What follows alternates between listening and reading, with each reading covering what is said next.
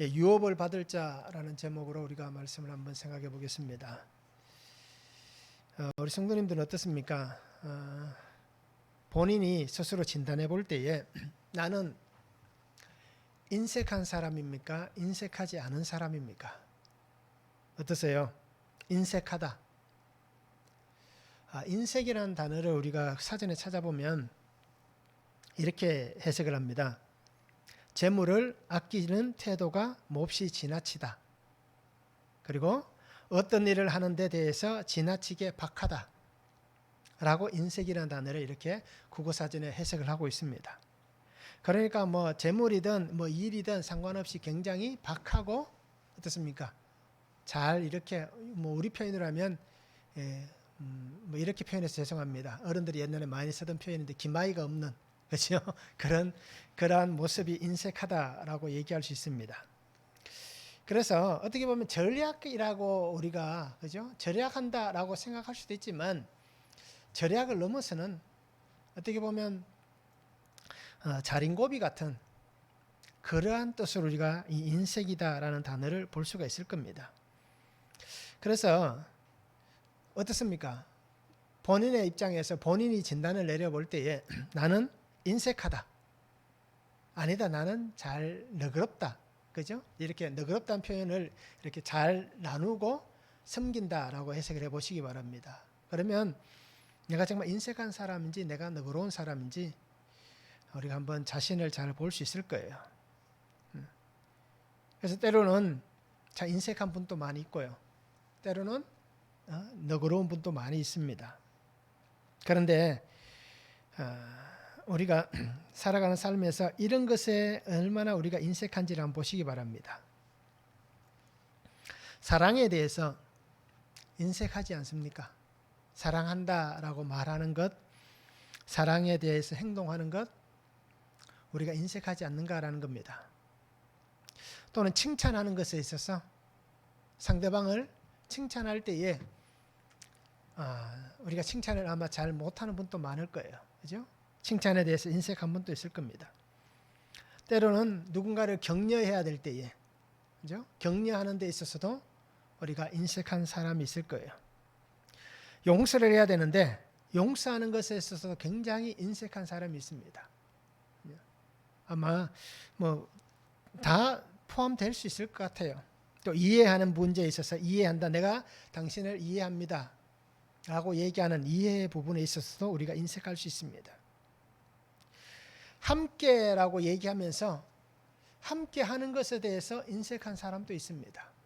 그죠? 함께 공동체가 가족이라는 공동체가 또는 교회라는 공동체가 또는 내가 속해 있는 직장이라는 공동체 안에서 우리가 함께라는 말을 참 많이 하지만 그런데 동료들과 가족들과 성도들과 함께하지 못하는 그런 인색함이 우리에게 있을 수도 있을 겁니다.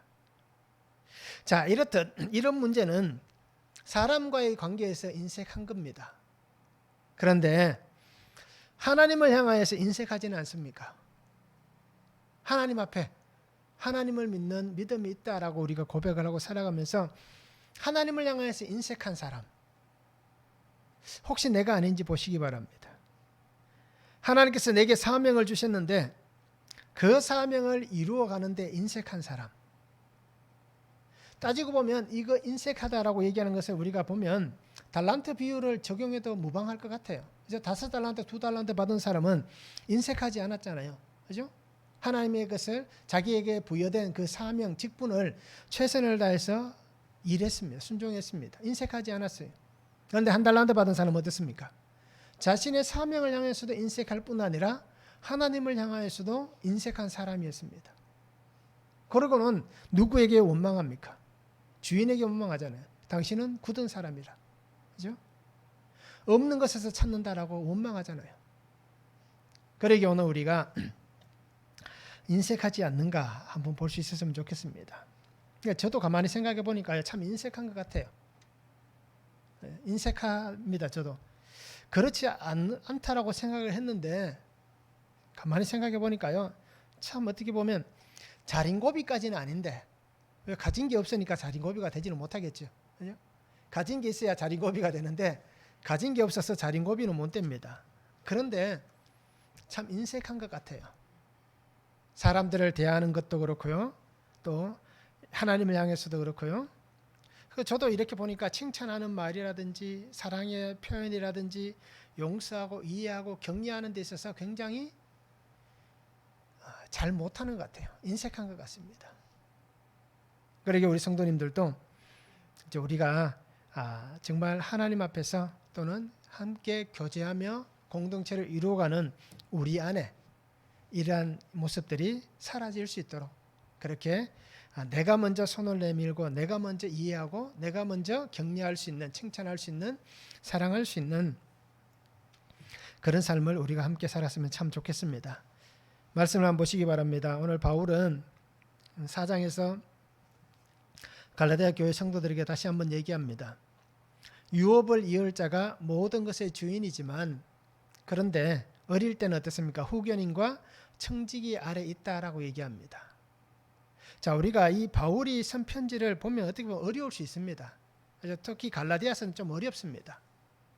또 우리가 복음의 진수라고 얘기하는 로마서도 어떻습니까? 굉장히 어려울 수 있습니다.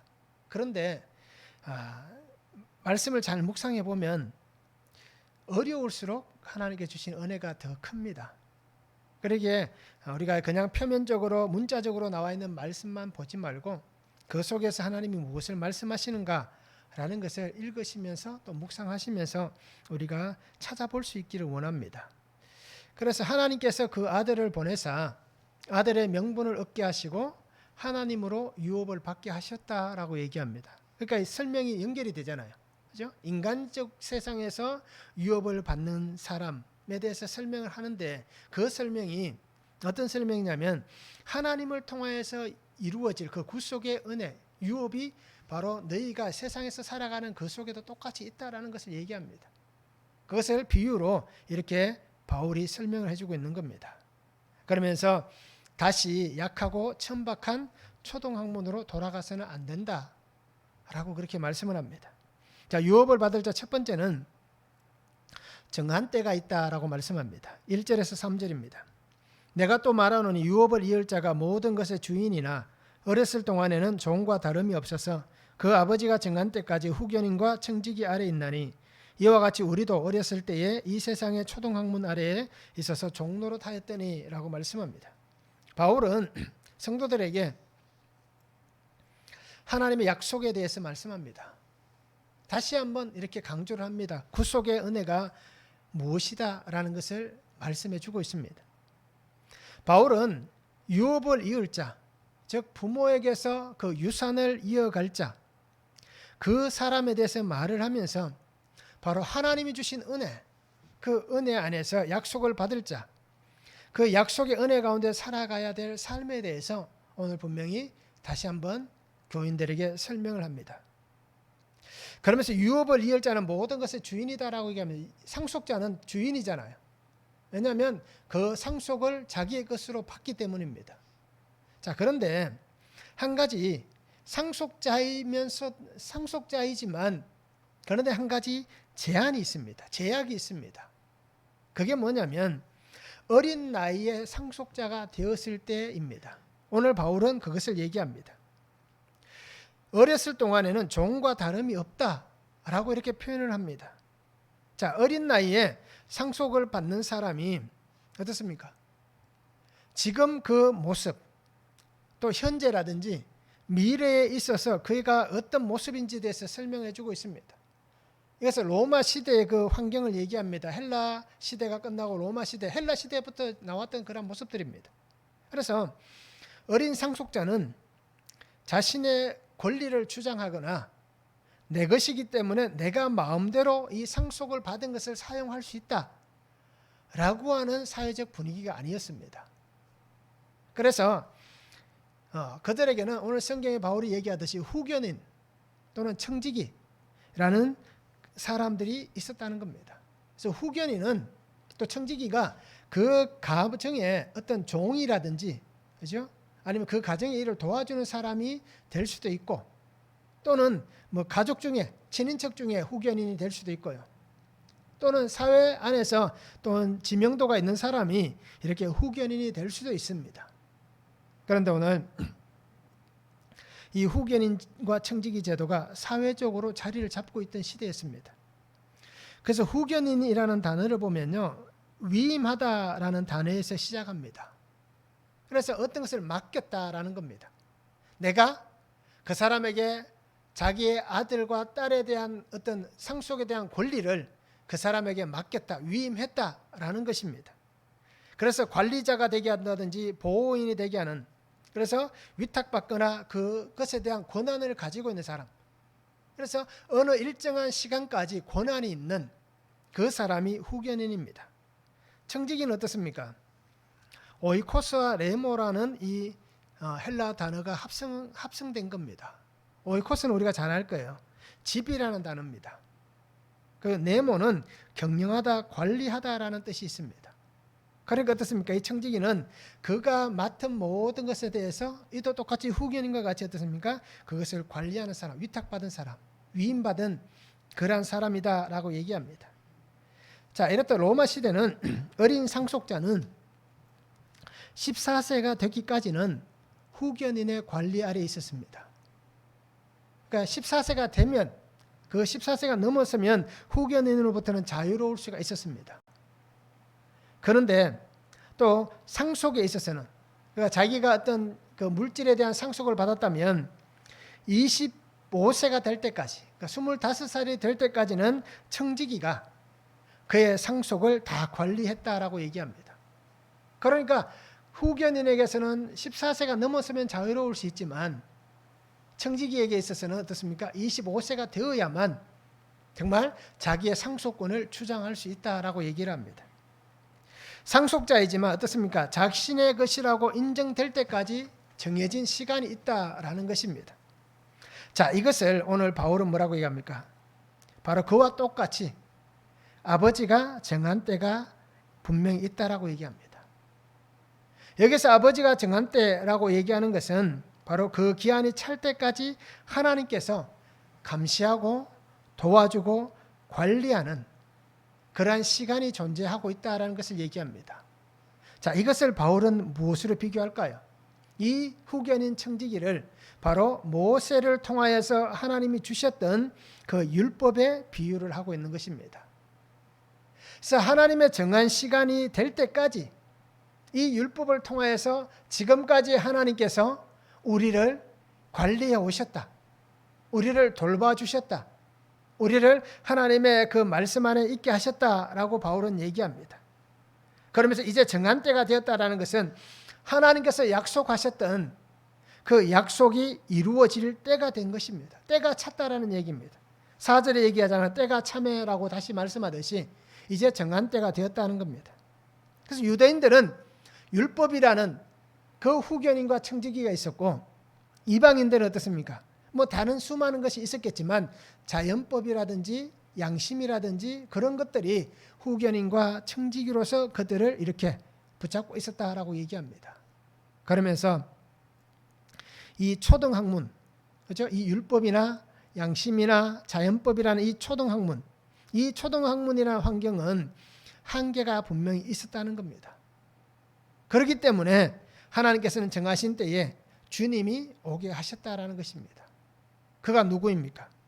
그가 바로 예수 그리스도다라고 바울은 소개를 하고 있습니다. 그 정한 때가 언제냐는 겁니다. 그 정한 때가 바로 그 정한 때가 여러분 안에 보여졌다라고 말씀합니다. 창세기 3장 15절에 분명히 얘기하잖아요. 내가 너로 원수가 되게 하고 내 후손도 여자의 후손과 원수가 되게 하리니 여자의 후손은 내 머리를 상하게 할 것이요 너는 그의 발꿈치를 상하게 할 것이니라. 바로 그 때가 언제냐는 겁니다. 여자의 후손이 오고 그 후손을 통하여서 그죠? 뱀은 머리를 상하고 그 후손은 발뒤꿈치가 상하는 그때가 언제냐? 바로 그 정한 때가 예수 그리스도의 십자가 사건이라는 겁니다. 동정녀를 통하여서 이 땅에 오신 예수님께서 공생의 3년을 마치시면서 이 땅에서 십자가에 죽으시는 그 순간, 바로 그 정한 때, 그때가 왔다라고 얘기를 하고 있습니다.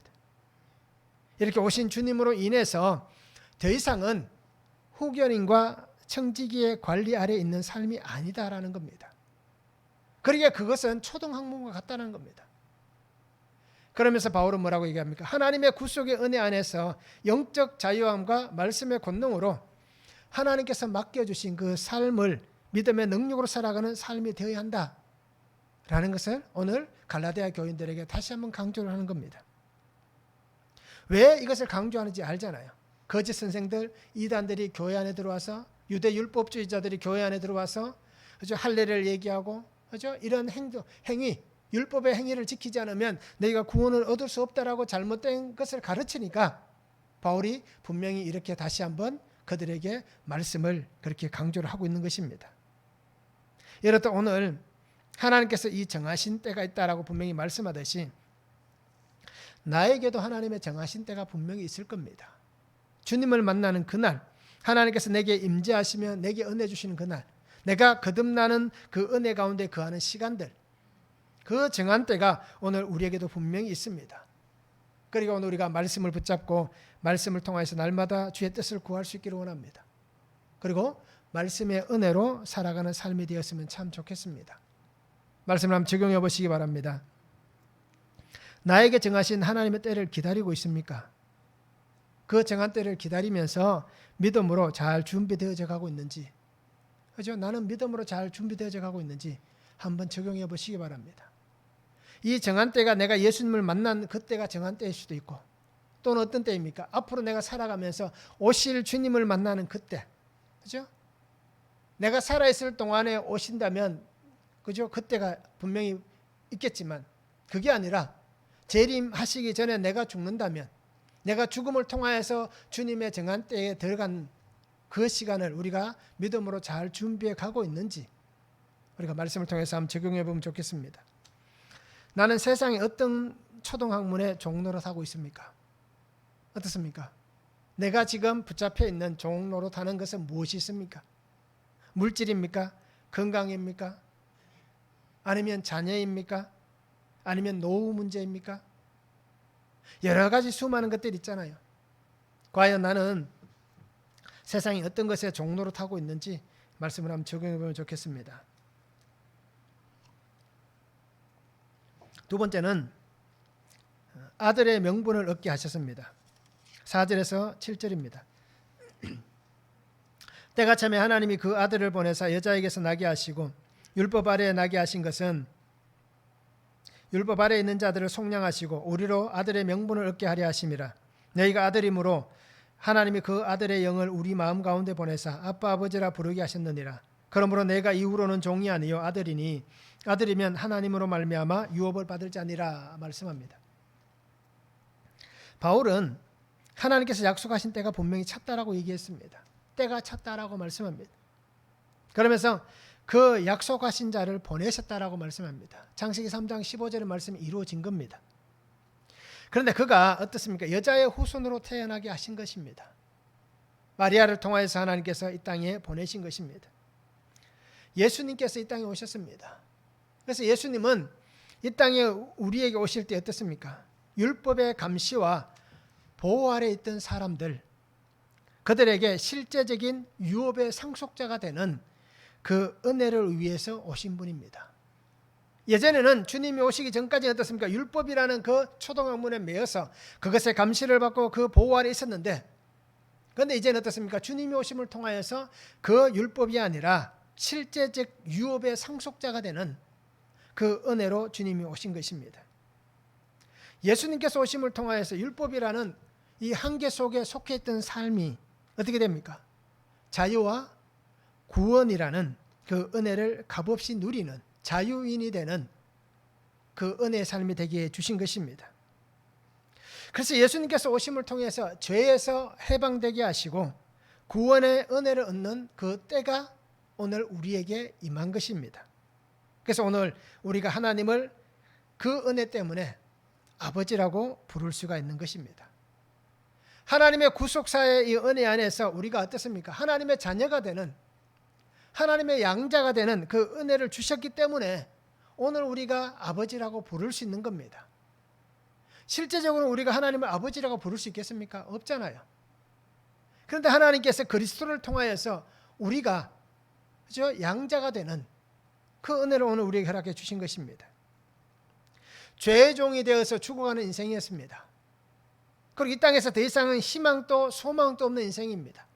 그런데 주님께서 구속하시는 그 은혜 안에서, 그 구속의 은혜 안에서 우리가 하나님의 자녀로 인정이 되어지는, 하나님의 자녀로 인침을 받은, 그죠? 하나님의 은혜가 오늘 우리 가운데 선포된 것입니다. 그렇기 때문에 오늘 우리가 양자가 된 것입니다. 베드로전서 2장 10절에 말씀하잖아요. 너희가 전에는 백성이 아니더니 이제는 하나님의 백성이요 전에는 긍휼을 얻지 못하였더니 이제는 긍휼을 얻은 자니라 라고 말씀합니다. 그러니까 예수 그리스도 때문에 우리가 하나님의 백성이 되고 하나님의 아들과 하나님의 딸이 된 것입니다. 그래서 이 속량하시는 은혜 때문에 오늘 우리가 오늘 바울의 말씀같이 어떻습니까? 아들의 명분을 얻게 된 것입니다. 주님이 오신 것은 우리를 구속하시는 그 자녀됨의 은혜가 회복되어지고, 그죠? 그 명분을 얻는 그러한 놀라운 은혜를 위해서 주님께서 오신 겁니다. 아들의 명분이라는 이 단어를 보시면 입양한다라는 뜻이 있습니다. 양자라는 뜻이 있습니다. 양자를 삼았다라는 뜻입니다. 그래서 표준서변역에 보면 이 아들의 명분이라는 단어를 자녀의 자격이라고 해석을 합니다. 전에는 자녀의 자격이 없었습니다.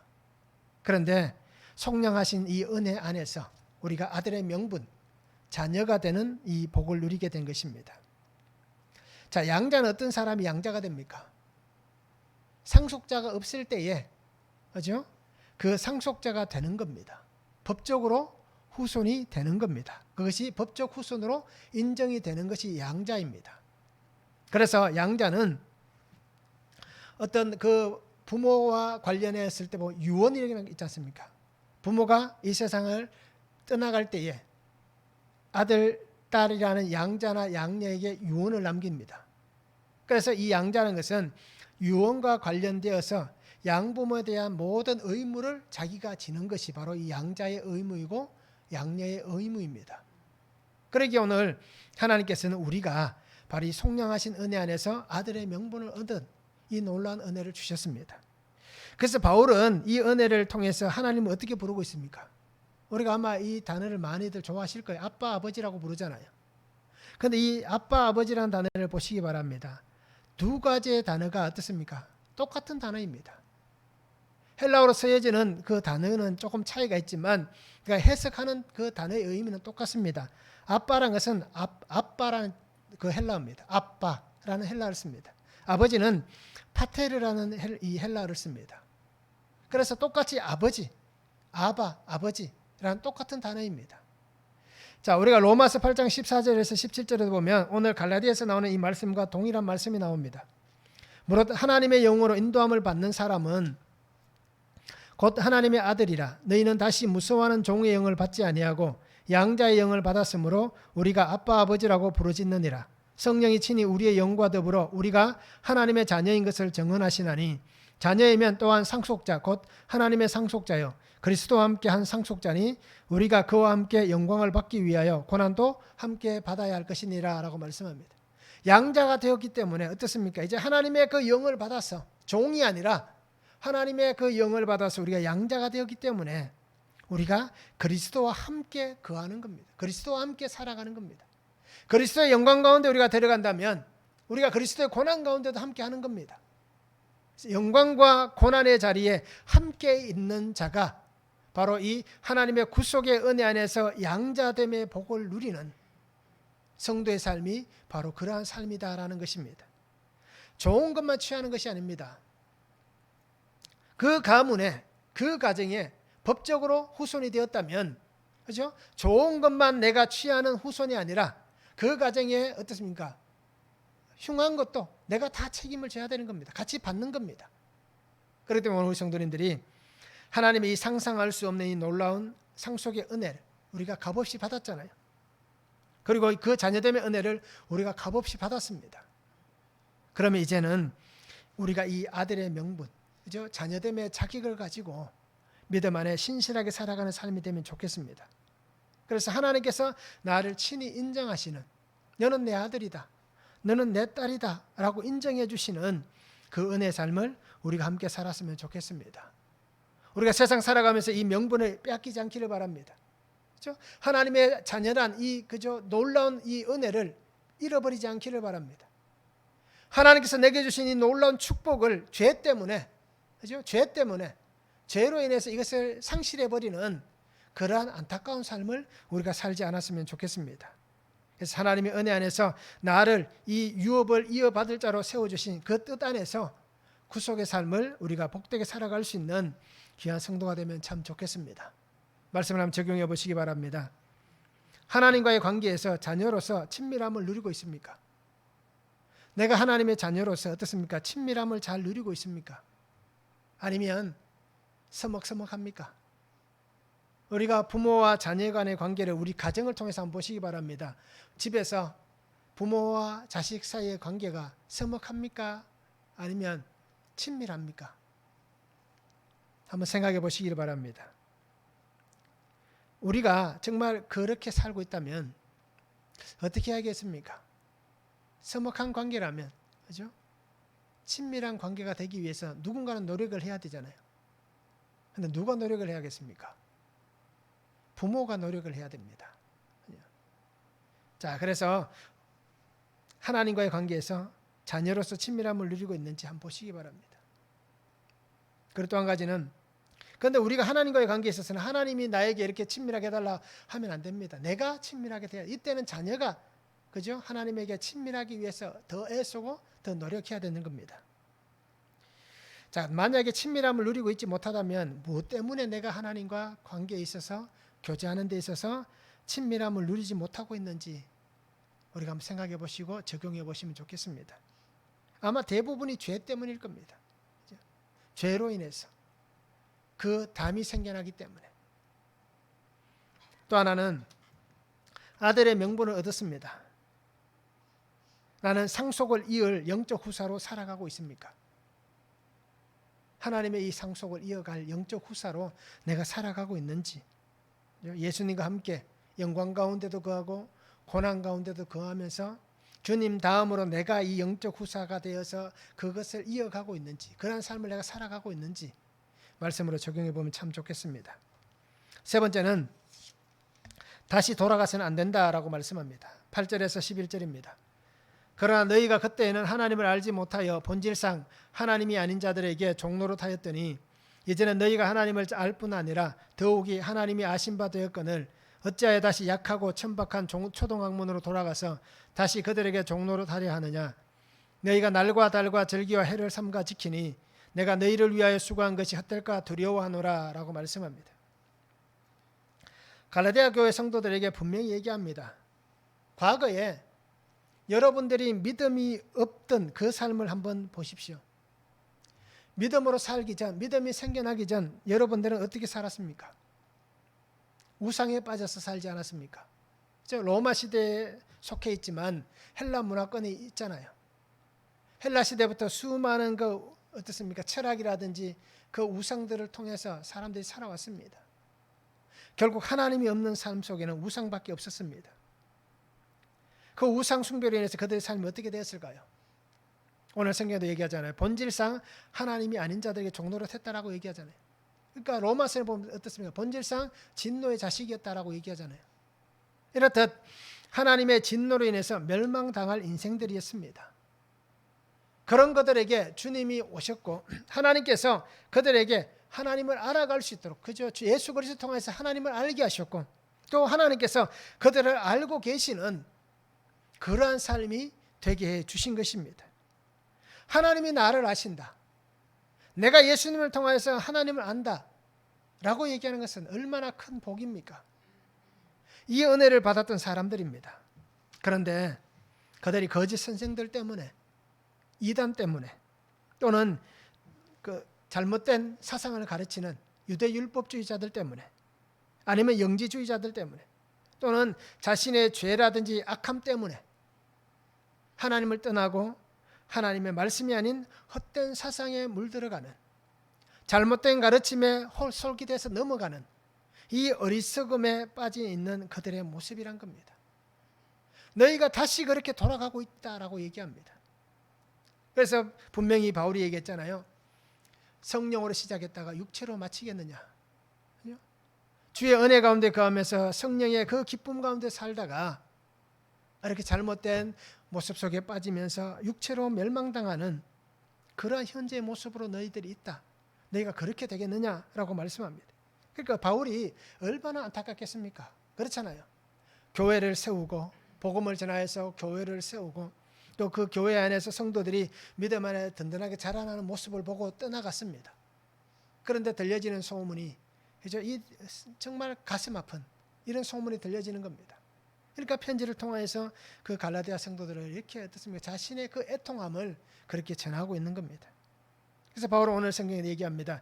다시 약하고 천박한 초등학문으로 돌아가서 다시 그들에게 종로로 타려고 하느냐라고 얘기합니다. 복음의 은혜가, 복음의 능력이 무력화되어져 버리는, 그죠? 죄로 인해서, 그 악함으로 인해서 무력화되어져 버리는, 그리고는 결국 하나님이 아닌 멸망당할 것을 붙잡고 썩은 동아줄을 붙잡고 살겠다고 발버둥치는 그러한 모습이 되고 있는 그들을 보면서 너무나 안타까워하는 바울의 모습입니다. 그래서 분명히 얘기하잖아요. 다시 돌아가서는 안 된다라고 얘기합니다. 절대로 다시 돌아가서는 안 됩니다 라고 얘기를 하고 있습니다. 죄와 죽음의 자리로, 멸망의 자리로, 세상이라는 유혹의 자리로, 정욕과 음란과 수많은 그 어떻습니까? 악한 것들을 그 자리로, 또는 복음이 아닌 말씀이 아닌 바벨론, 그죠? 세상의 가치관으로, 말씀이 아닌 사상과 정신으로 그렇게 다시 돌아가서는 안 된다라고 얘기를 하고 있습니다. 나를 위해서 고난의 길을 걸어가셨고 나를 위해서 십자가에서 죽음의 길을 걸어가신 그 예수님, 그 예수님의 놀라운 은혜를 여러분들이 경험했으면서도 돌아가서는 안 됩니다. 주님이 나를 위해서 피 흘려 주셨는데 그 사랑을 헛되게 만드는 그 악한 인생이 되어서는 안 된다라고 말씀하고 있습니다. 여러분들이 그 십자가를 헛되게 만들어버리는 그 악한 인생이 되지 말아야 한다고 그렇게 강조를 하고 있습니다. 돌아간다면 이제 모든 관계는 다 깨어지는 겁니다. 다시 회복될 수가 없는 것입니다. 자, 나의 삶을 죄와 세상으로 몰아가는 것은 무엇입니까? 오늘 나는 왜 세상으로 돌아갑니까? 왜 나는 말씀이 아닌 다른 것에 기웃거립니까? 왜 나는 하나님이 아닌 다른 것을 붙잡고 있습니까? 왜 나는 말씀보다 세상의 가치들, 세상의 기준들, 세상 사람들이 수군거리는 그 수많은 어떤 초등학문과 같은 그러한 것을 솔깃해서 그렇게 우리가 빠져들어가고 있는지 우리가 한번 생각해 볼 필요가 있습니다. 왜 우리가 말씀이 아닌 것에 휩쓸려 다니고 있습니까? 오늘 우리 성도님들이 주의 약속의 은혜를 온전히 믿을 수 있기를 바랍니다. 이 약속의 은혜가 확실하게 믿어지지 않으니까, 다르게 얘기하면 아직 내가 구속의 은혜를 경험하지 못했으니까, 교회를 다니는 교인이지만 정말 하나님이 기뻐하시는 성도가 되지 못했기 때문에. 그래서 오늘날 교인은 많습니다. 그런데 성도는 갈수록 줄어들 거예요. 그것이 오늘 우리 앞에 있습니다. 그러기에 우리가 그 세상 속으로 휩쓸려 다닐 수밖에 없습니다. 파도만 치면 이리 흔들리고 저리 흔들리고, 그죠? 중심을 잡지 못하니까 이쪽 저쪽으로 막 힘이 닿는 쪽으로 계속해서 밀려다니는 겁니다. 그래서 약속의 은혜를 온전히 믿고 그 믿음 안에 살아가는 삶이 되시기 바랍니다. 다시는 반복하지 마시기 바랍니다. 다시는 돌아가고 싶다는 생각도 하지 마시기 바랍니다. 예전이 좋았는데, 그때가 좋았는데. 이스라엘 백성들이 애굽에서 나와서 그 광야에서, 그죠? 나온 지 3일 만에 뭐라고 얘기합니까? 애굽이 좋았다라고 얘기하잖아요. 그 3일 만에 그들은 어떻게 합니까? 애굽이 좋았다라고 얘기합니다. 노예로 사는 것이 지금 이 광야에서 살면서 자유롭게, 그죠? 자유롭게 다니는 그 삶보다 우리가 노예로 살면서 있었던 그때가 더 좋았다라고 얘기하는 참 어리석고 미련한 인생들이 바로 오늘 저와 우리 성도님들의 모습입니다.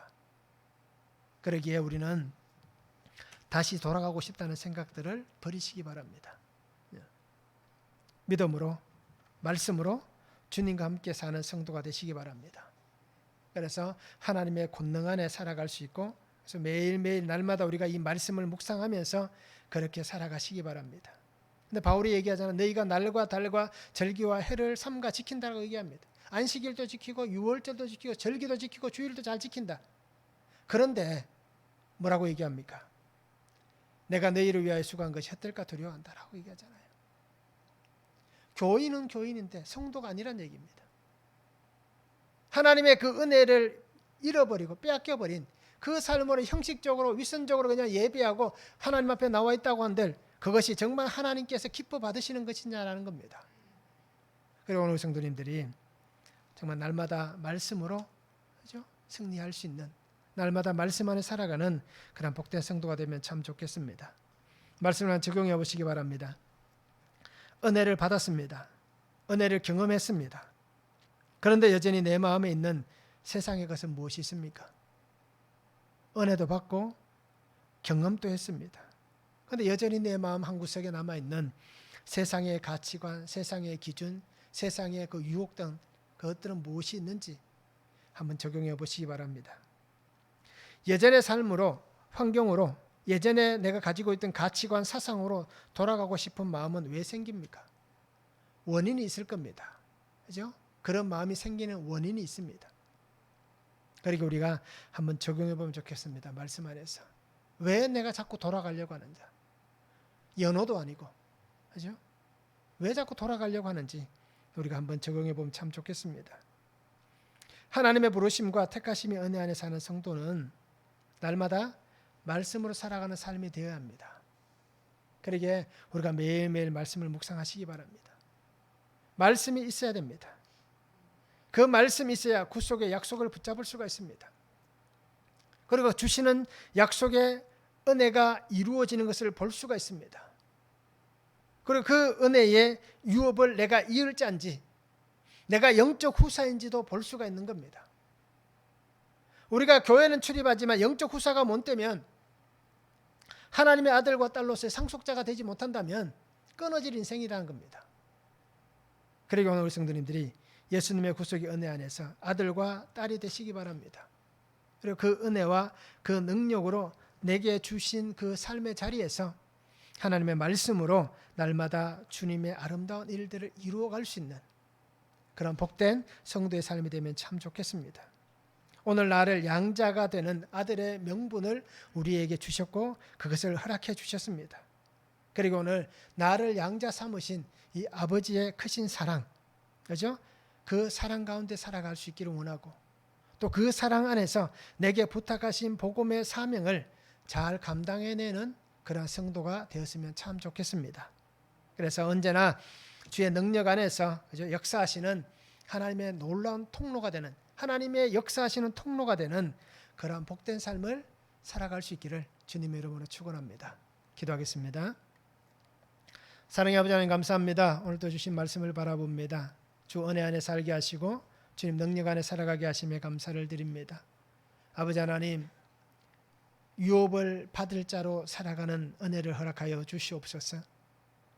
예수 그리스도의 그 구속의 은혜 안에서 하나님이 정한 때가 차서 아버지 하나님 그 때가 되었고, 또 그 은혜를 내가 받게 하여 주시고 그 은혜와 그 능력으로 하나님의 양자됨으로 아들의 명분을 얻은 자로 이 땅에서 하나님의 귀한 삶이 되는 복을 다하여 주시옵소서. 다시금 초등학문으로 돌아가는 악하고 미련한 인생이 되지 않게 하시고, 내게 생명으로 역사해 주신 아버지 하나님, 내 아버지 하나님의 크신 그 은혜와 사랑 안에서 내가 예수 그리스도와 함께 하나님의 상속을 받고 하나님의 영광과 그 고난 가운데 거하면서도 기쁨으로 주님 주신 귀한 삶을 더 아름답게 살아가는 귀한 성도가 되게 하여 주시옵소서. 교회를 출입하는 교인이 아니라 하나님이 나를 택하신 성도가 되어서 거룩한 하나님의 자녀가 된 그 복된 삶을 살아가는 은혜와 복을 다하여 주시옵소서. 함께 하실 하나님을 기대하며 예수 그리스도의 이름으로 기도하옵나이다. 아멘.